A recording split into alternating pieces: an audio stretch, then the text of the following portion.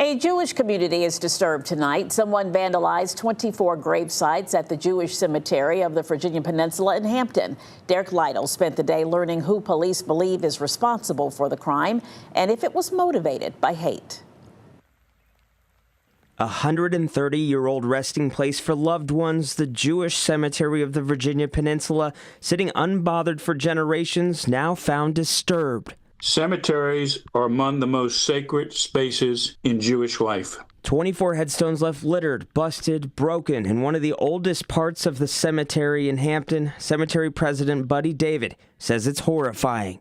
To desecrate this ground is not merely property damage, it is assault on our dead. Hampton Police Chief Jimmy Weidman says their detectives believe an 11-year-old boy in the community nearby is responsible for the damage.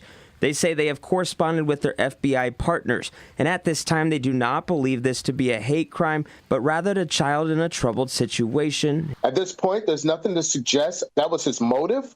The primary indication at this point, it appears that his family situation and that dynamic of abuse, substance abuse, is the prevalent factor. Even though Hampton police say this was not an act of hate, people with loved ones buried in the historical part of the cemetery for decades wonder why a child would disrespect and damage their loved one's final resting place. David says while they are told this was not an act of hate, they still feel attacked by the crime.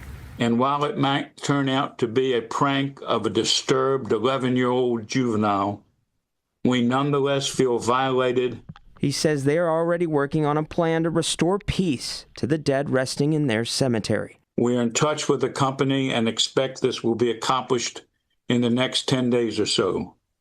But we will never forget. Derek Lytle, 13 News Now.